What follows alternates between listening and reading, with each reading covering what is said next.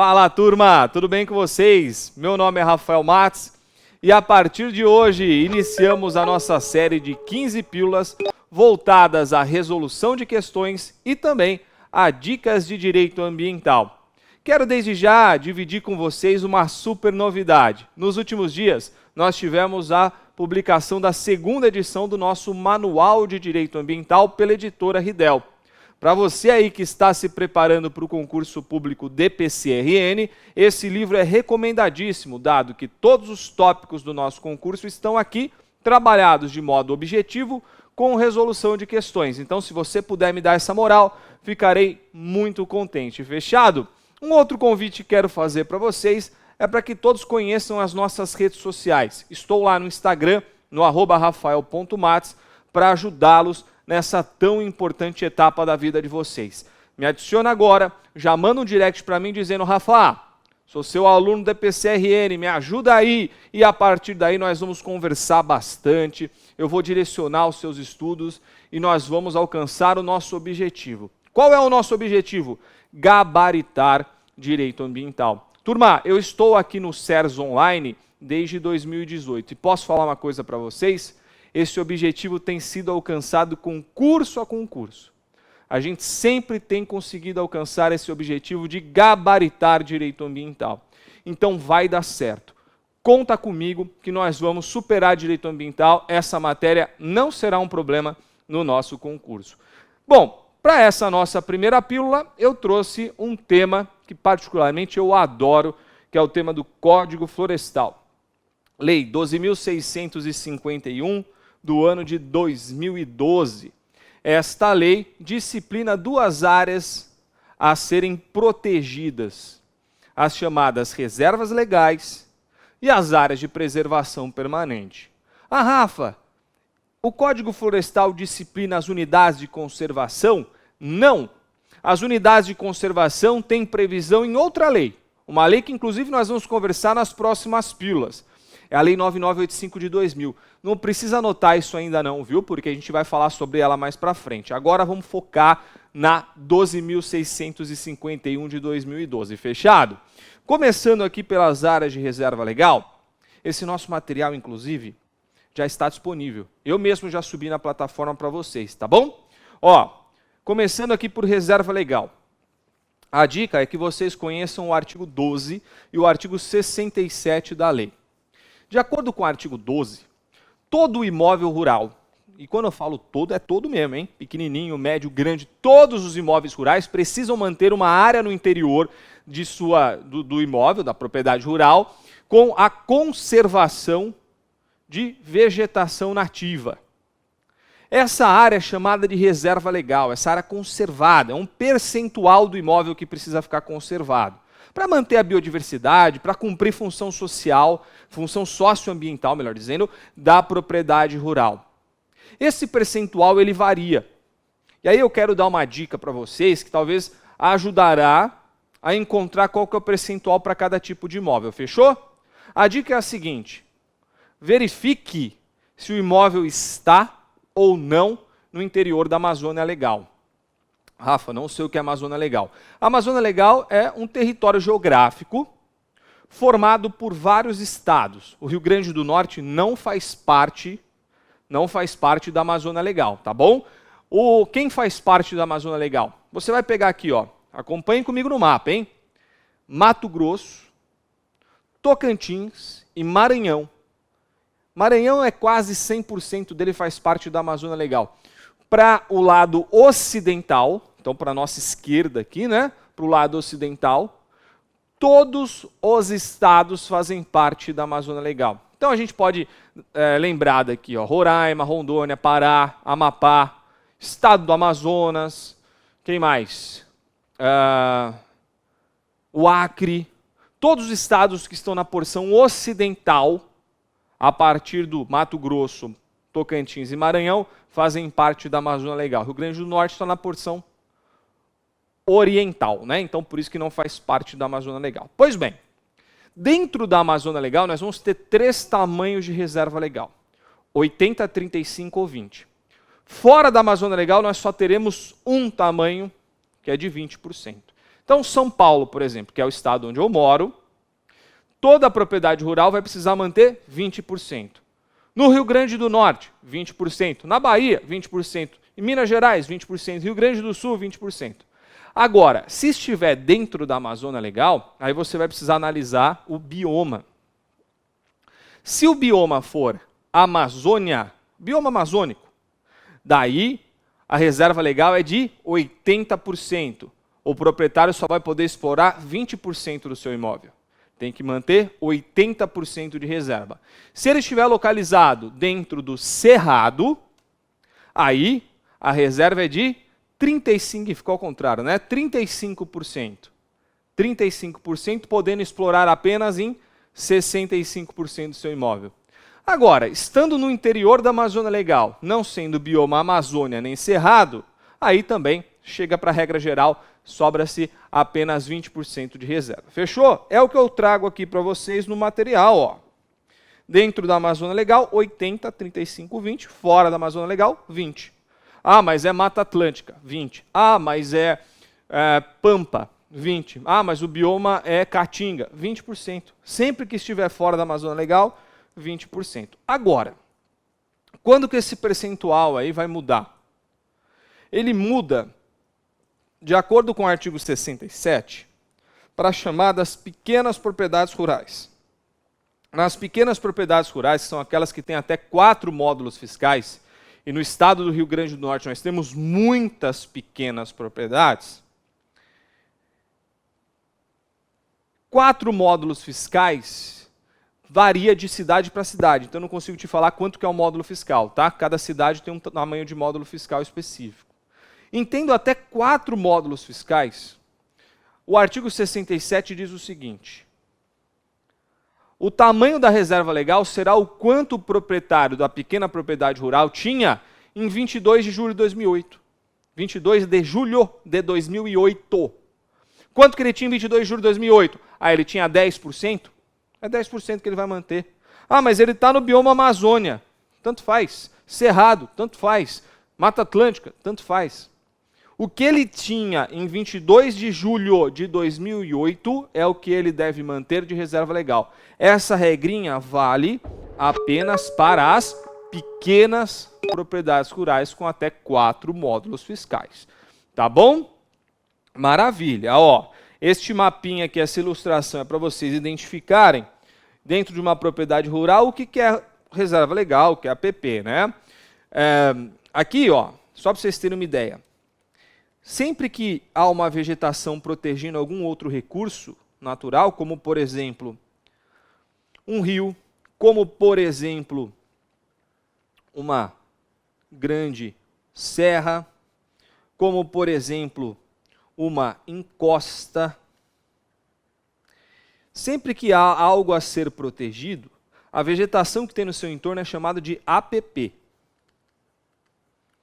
Agora, quando a vegetação ela está ali reservadinha, sem proteger nenhum espaço natural, nenhum recurso natural específico, essa é a reserva legal. Tá certo? E aqui é a área de exploração, ó. Aqui é o que ele está explorando. Pois bem, aqui está o artigo 67 que eu acabei de falar para vocês. Ó, nos imóveis rurais que detinham em 22 de julho de 2008 área de até 4 módulos fiscais e que possuam remanescente de vegetação nativa em percentuais inferiores ao previsto no artigo 12, a reserva legal será constituída com a área ocupada com vegetação nativa existente em 22 de julho de 2008.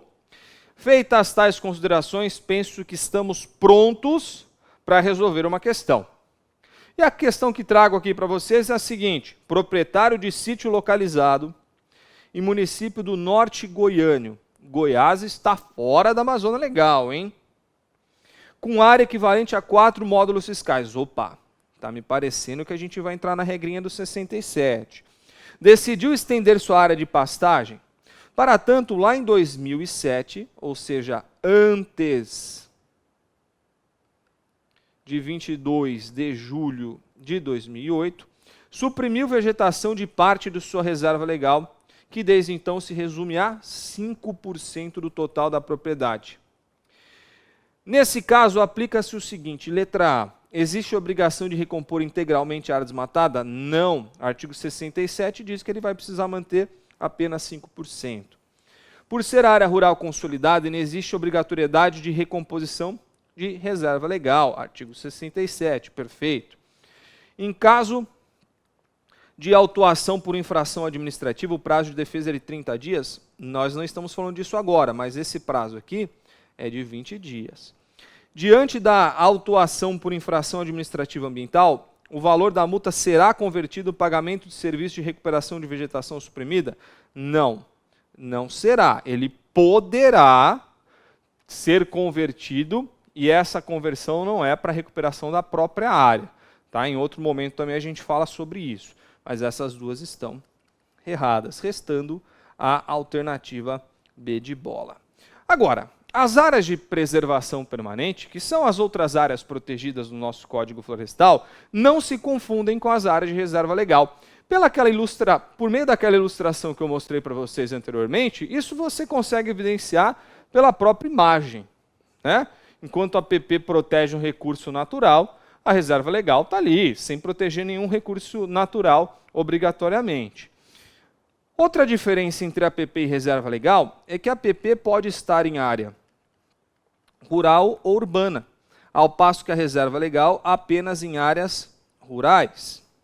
E uma terceira diferença com relação ao verbinho que conceitua a APP e o verbinho que conceitua a reserva legal. A APP deve ser, cadê o verbinho? Aqui, ó, preservada. Por outro lado, a reserva legal deve ser conservada. Meus amigos, preservar e conservar para o direito ambiental não são sinônimos. E veja que eu repeti 1000 vezes o não para vocês não se esquecerem. Preservar e conservar não são a mesma coisa em direito ambiental, hein? Muito cuidado com isso. Preservar é manter isolado, sem qualquer intervenção humana. Está lá, isolado.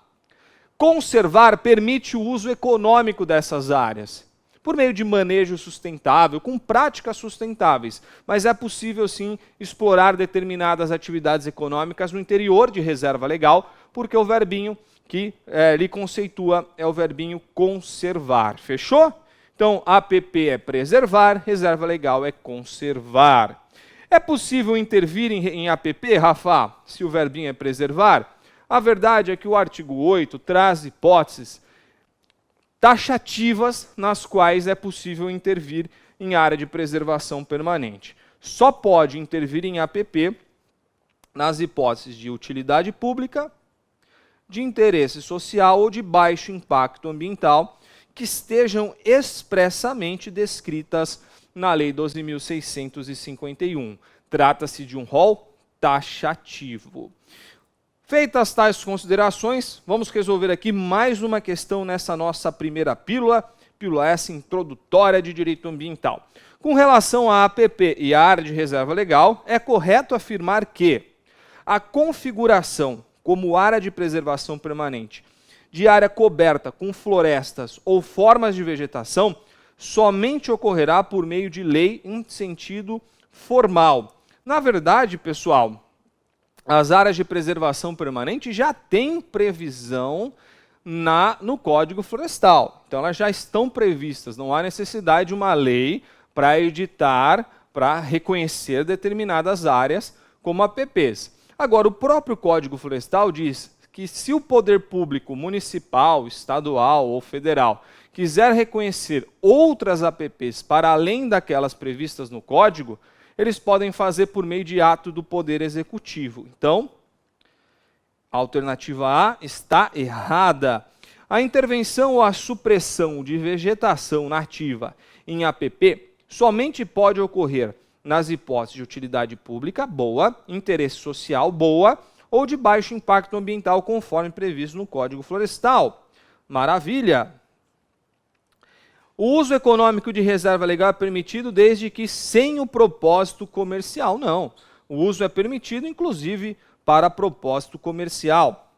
A área de preservação permanente é, por definição, área localizada no interior de uma propriedade ou posse rural, coberta por vegetação nativa, com a função de preservar os recursos hídricos, a estabilidade, a biodiversidade, além de facilitar o fluxo higiênico.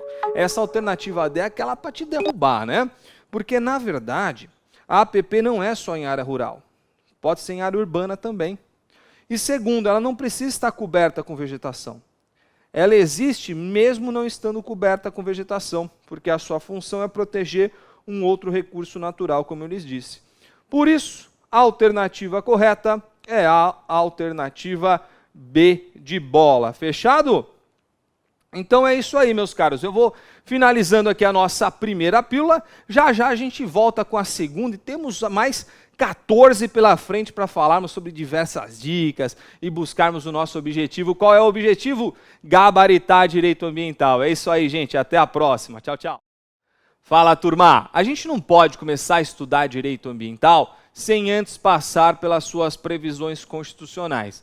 É por isso que nesta segunda pílula trago para vocês o direito ambiental constitucional.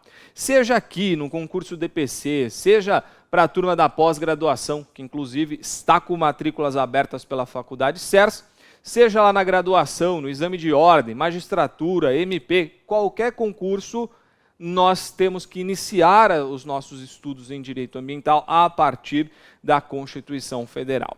Isso porque o artigo 225 disciplina um capítulo próprio para a proteção daquele que é o direito fundamental ao meio ambiente ecologicamente equilibrado. De acordo com o Supremo Tribunal Federal, inclusive, esse direito fundamental é reconhecido internacionalmente e, por isso, é considerado também um direito humano de terceira geração, aquela geração que pressupõe a solidariedade. Vejam só o que diz o artigo 225, esse direito humano de terceira geração. Todos têm direito ao meio ambiente ecologicamente equilibrado, bem de uso comum do povo e essencial à sadia qualidade de vida, impondo-se ao poder público e à coletividade o dever de defendê-lo e preservá-lo para as presentes e futuras gerações. O texto do artigo 225 é algo de magnífico, mas é muito difícil de interpretar. Ele traz, ao mesmo tempo, um direito e um dever. Não conheço outro artigo no ordenamento jurídico brasileiro que explicitamente aponta direito e dever. É claro que algum dispositivo pode trazer uma interpretação implícita, mas esse aqui explicitamente traz tais dados, né? Então nós temos aqui, por um lado, um direito e, por outro, um dever. Eu já lhes disse que esse direito é fundamental, que esse direito é internacionalmente reconhecido como um direito humano, de terceira geração, que pressupõe a solidariedade. Esse direito, por ser humano, é um direito direcionado aos seres humanos.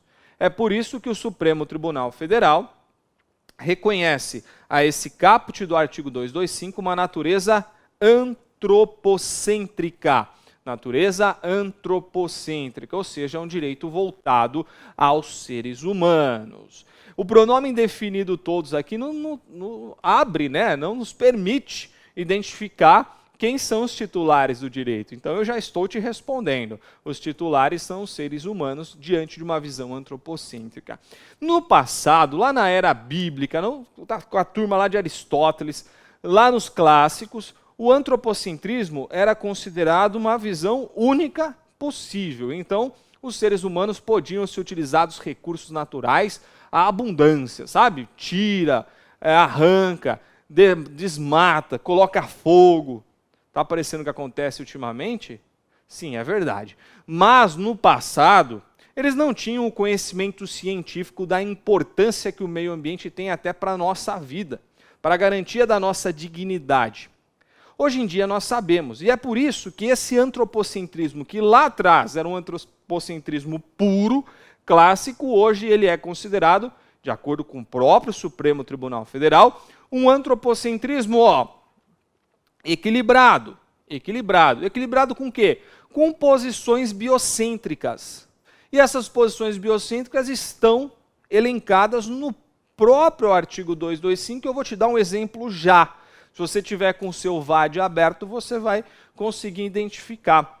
O parágrafo 1º, inciso 7º do artigo 225, fala expressamente em um direito voltado à proteção de fauna e flora, sendo proibido, por exemplo, práticas cruéis contra os animais. Ou seja, trata-se de algo destinado a vidas, a seres não humanos. Concordam comigo? Então é por isso que o STF entende que há um antropocentrismo no Brasil, só que esse antropocentrismo ele é equilibrado com uma posição biocêntrica, com direitos biocêntricos descritos no próprio artigo 225. Bom, com relação aos deveres, o dever de preservar não é só do poder público. A gente costuma cobrar o poder público, né? Mas nós, como coletividade, também temos esse dever. É claro, como aponta José Afonso da Silva, né, que esse dever do poder público é obrigatório. O poder público tem que fiscalizar, senão haverá prevaricação. Agora, a coletividade tem esse dever, mas por vezes a coletividade não conseguirá cumpri-lo, né, dado que não tem recursos, conhecimentos.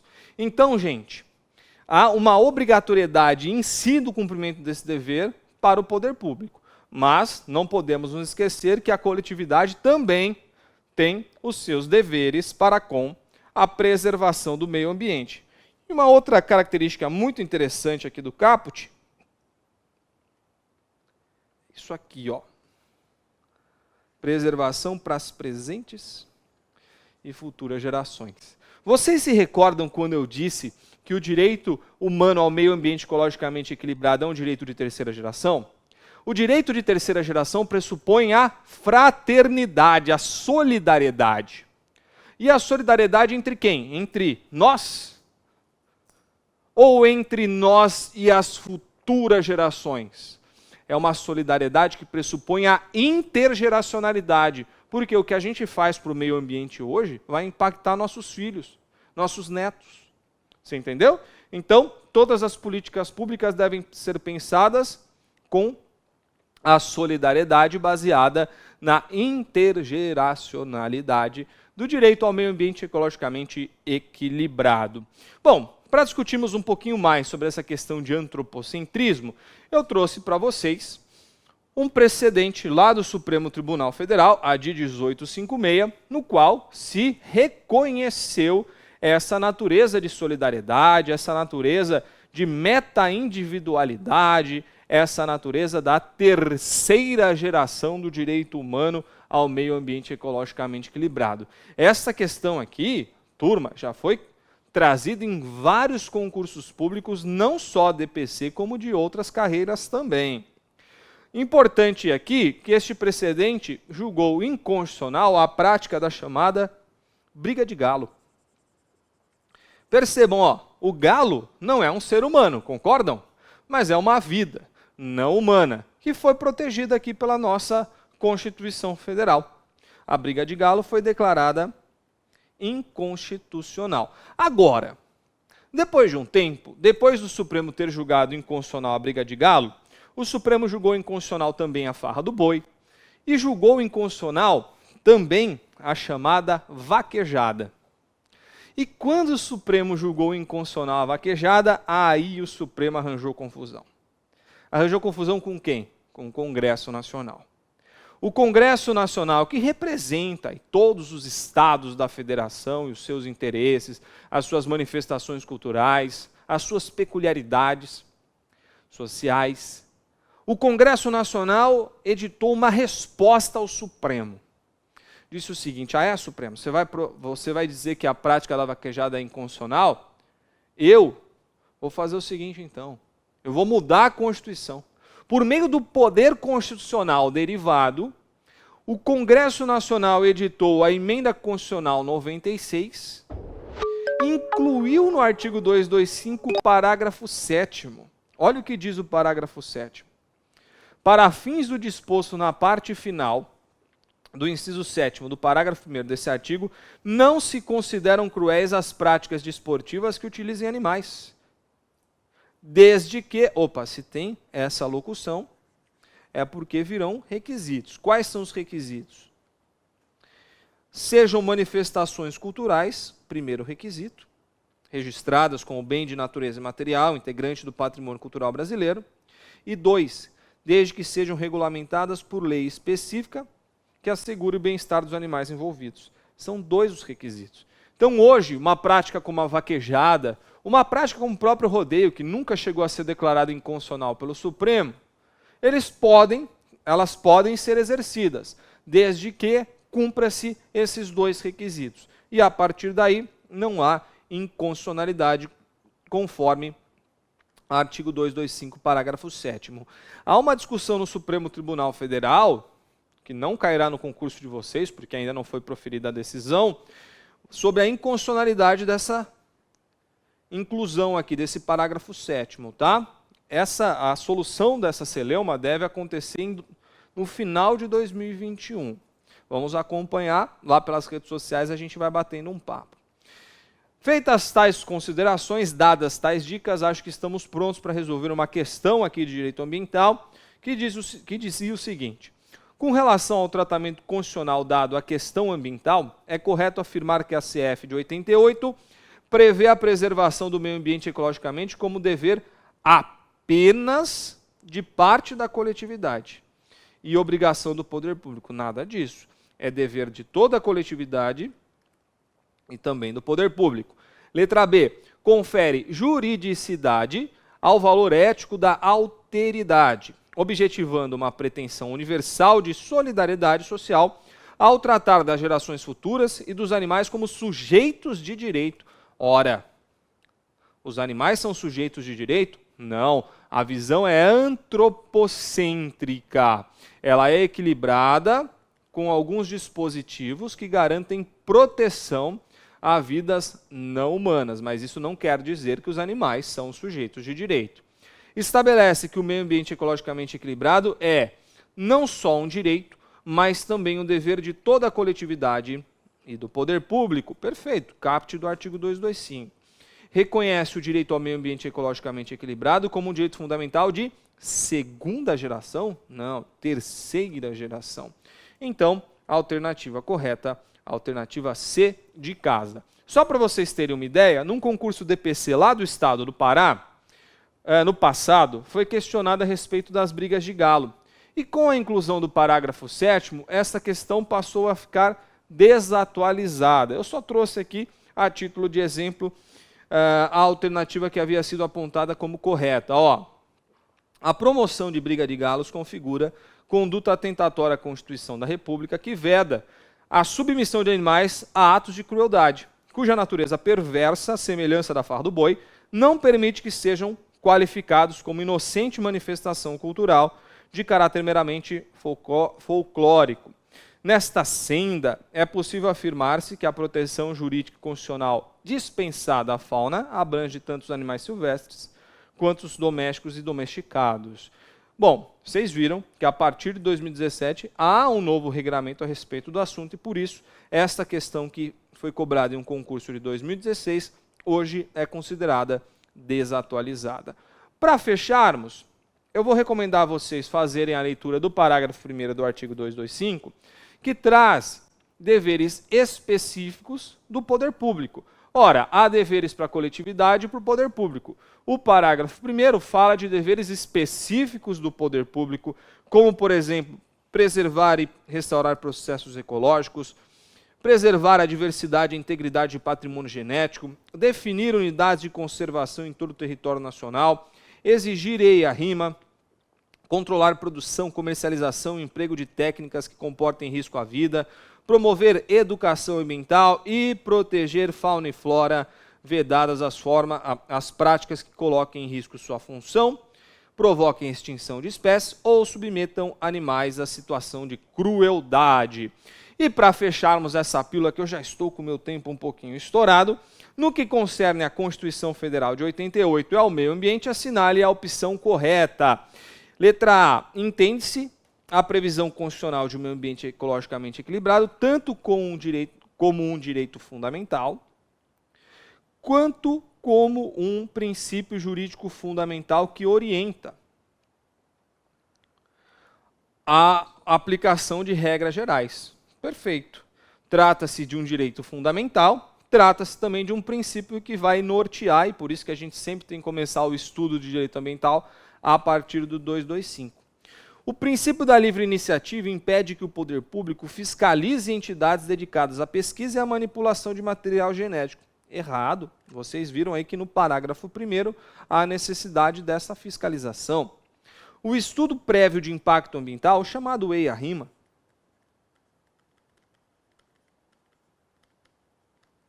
será dispensado nos casos de obras públicas potencialmente causadoras de significativa degradação. Nem pensar. Sempre que a obra for de significativa degradação, deve haver EIA-RIMA, jamais será dispensado. Os espaços territoriais especialmente protegidos, definidos e criados por lei ambiental, poderão ser suprimidos por meio de decreto. Erradíssimo, tá certo? Então vamos lá, eu vou mostrar no parágrafo 1º quais são os fundamentos dessas 3 respostas. Primeiro, quando a gente fala em definição de unidades de conservação, vocês verão que a alteração e a supressão somente podem ocorrer por meio de lei. Por isso a alternativa D está equivocada, que fala na possibilidade de supressão por meio de decreto. A alternativa B está equivocada, deixa eu só lembrar se é a B mesmo. Isso, a alternativa B está equivocada porque viola o inciso 2º, que diz que as entidades destinadas à pesquisa de material genético devem ser fiscalizadas pelo poder público. E, por fim, a alternativa C está incorreta, porque sempre que a atividade for causadora de significativa degradação ambiental, o poder público deve cobrar EIA-RIMA. Então, com base nos incisos 2, 3 e 4, então aqui, inciso 2, 4 e 3 do parágrafo 1º do artigo 225, essas 3 alternativas estão incorretas, estando correta apenas a alternativa A de amor. Fechou? E assim terminamos mais uma pílula de direito ambiental com várias dicas agora voltadas ao direito ambiental constitucional. Eu vou ficando por aqui e nos vemos na próxima pílula, na 3ª pílula. Até lá! Turma, um dos temas mais discutidos na nossa jurisprudência com relação ao direito ambiental é o tema da responsabilidade. Responsabilidade em matéria ambiental ela pode ser tríplice. Aquele que causa danos ao meio ambiente responde, de acordo com o artigo 225, parágrafo 3º da Constituição, em 3 esferas. São elas: esfera penal, esfera administrativa e esfera civil. Eu quero conversar com vocês agora, especificamente, sobre a responsabilidade civil, sobre a esfera civil de responsabilidade ambiental. E nós vamos conversar sobre a natureza dessa responsabilidade, se ela é objetiva, se ela é subjetiva, se ela é híbrida, e vamos conversar também sobre a teoria aplicável a esta natureza.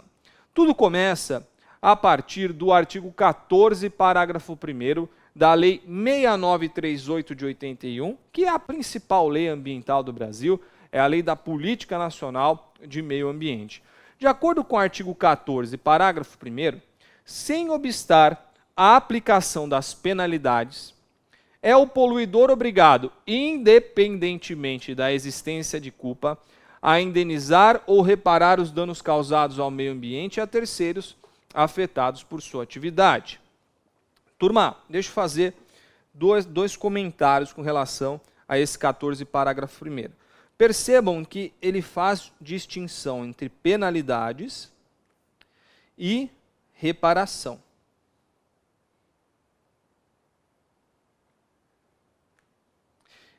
Quando o artigo fala em penalidades, ele está falando do poder sancionador. Poder sancionador em matéria ambiental pode ser exercido por meio da responsabilidade administrativa e penal. O que fica claro para nós aqui é que esse dispositivo não se aplica à responsabilidade sancionatória. Ela se aplica apenas à responsabilidade reparatória. Certo? Então, nós estamos falando aqui apenas de responsabilidade civil. Outra coisa, ao fazer a leitura aqui gramatical, né, do dispositivo, a gente já consegue identificar que a responsabilidade civil ela é apurada independentemente da existência de culpa, ou seja, ela tem natureza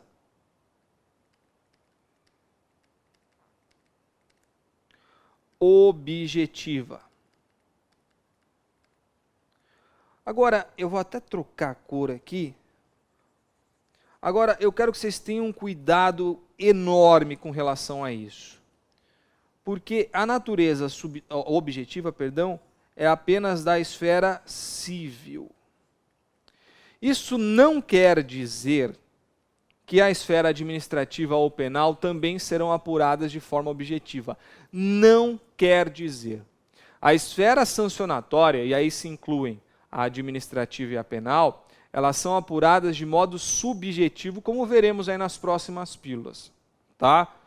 O que me dá medo é que tem muitos vídeos na internet, textos também, de pessoas que dizem que estudam direito ambiental, né? Mas falando que a responsabilidade ambiental é sempre objetiva. Não é. A responsabilidade civil em matéria ambiental é objetiva. As duas outras esferas de responsabilidade serão subjetivas, como nós veremos nas próximas pílulas. Combinado? Então não caiam nessas pegadinhas. Muito cuidado com alguns vídeos que tem na internet aí, hein? Vamos lá, continuando. Se nós estamos diante de uma responsabilidade objetiva, sempre que há uma responsabilidade objetiva, a gente precisa definir qual que é a teoria que traz os parâmetros dessa responsabilidade objetiva. Então você tem lá a responsabilidade objetiva no direito administrativo sendo tutelada por uma teoria própria, a responsabilidade objetiva do direito do consumidor tutelada por uma teoria própria, a responsabilidade objetiva do direito civil tutelada por uma teoria própria e aqui no direito ambiental, idem. Nossa responsabilidade objetiva ela é apurada por meio de uma teoria própria. E qual é essa teoria, Rafa? Qual é essa teoria? Quem nos responde a essa pergunta é o Superior Tribunal de Justiça, que, em sede de recursos repetitivos, e eu trouxe um dos temas, porque a questão já foi analisada em mais de um tema, o 438, deixou muito claro que a teoria que se aplica para balizar a responsabilidade objetiva ambiental é a teoria do risco integral. E posso dizer uma coisa para vocês? A teoria do risco integral é bucha, hein? É bucha, é aquela teoria que afasta o cheiro da impunidade, afasta a possibilidade de impunidade. Quando aplica-se a teoria do risco integral, essa teoria afasta o que a gente chama no direito de excludente de responsabilidade.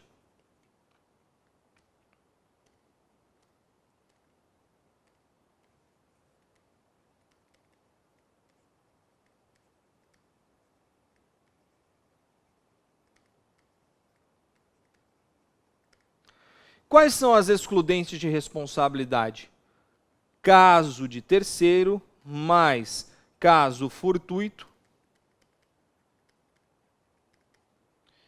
mais força maior. Essas são as três excludentes de responsabilidade. Nenhuma delas afasta o dever de reparar. Nenhuma delas afasta o dever de recompor o dano ambiental. Teoria do risco integral. Fechou? Isso não está escrito em nenhuma lei, hein? Isso decorre de uma interpretação jurisprudencial. Maravilha. Feitas tais considerações, estamos prontíssimos para resolver uma questão DPC aqui juntos. Deixa eu pegar minha canetinha vermelha que eu acho que fica mais visível para vocês. A responsabilidade civil por grave acidente ambiental ocorrido em uma região determinada do Estado da Federação será. Então, nós vamos ter que procurar, dentre as quatro alternativas, aquela que aponta que a responsabilidade é objetiva, certo? Porque estamos falando de responsabilidade civil e, de acordo com o artigo 14, parágrafo 1º da Política Nacional de Meio Ambiente, a Lei 6938 de 81, ela é objetiva. Então, a A está errada e a D está errada, de cara. Sobraram as outras duas que apontam que ela tem natureza objetiva. Agora, qual que é a teoria? Risco criado? Nem pensar. A teoria é do risco integral, por isso a alternativa correta C de casa. O artigo 225, parágrafo 3º da Constituição Federal é a regra matriz que disciplina a responsabilidade em matéria ambiental. Vejam só, as condutas e atividades consideradas lesivas ao meio ambiente sujeitarão seus infratores, pessoas físicas ou jurídicas, a sanções penais e administrativas, independentemente do dever de reparar. Fica evidenciada pela leitura do artigo 225, parágrafo 3º, a chamada tríplice responsabilidade. Concordam comigo? Então, feitas tais considerações, vamos para mais uma questão do DPC. Assinale a alternativa correta sobre responsabilidade por dano ambiental. A responsabilidade civil pelo dano ambiental é sempre subjetiva. Errado, ela é objetiva. A responsabilidade civil por dano ambiental é sempre objetiva. Perfeito. Ou seja, exige a comprovação de dolo ou culpa? Não exige. As condutas e atividades consideradas lesivas ao meio ambiente sujeitarão os infratores, sejam eles pessoas físicas ou jurídicas, às sanções penais e administrativas, independentemente da obrigação de reparar os danos causados. Perfeito. Aqui é o texto do artigo 225, parágrafo 3º da Constituição. O Estado não pode ser responsabilizado por dano ambiental. Por que não? Claro que pode. De acordo com o caput, como vimos na pílula anterior, poder público e coletividade têm dever com relação ao meio ambiente. É necessário esgotar a via administrativa para posteriormente responsabilizar civil e penalmente o autor de dano. Nem pensar. As esferas de responsabilidade, elas são independentes. Elas podem correr concomitantemente ou podem correr isoladamente sem problema nenhum. De modo que a única alternativa correta é que é a alternativa C de casa. Bem tranquilo, né? Bem fácil. Acho que vocês superariam com tranquilidade essas duas questões que resolvemos agora. Legal? Muita atenção a esse ponto. Não confundam responsabilidade ambiental com responsabilidade civil em matéria ambiental e vocês terão sucesso em qualquer questão que for trazida na nossa prova sobre responsabilidade em matéria ambiental. Fechado?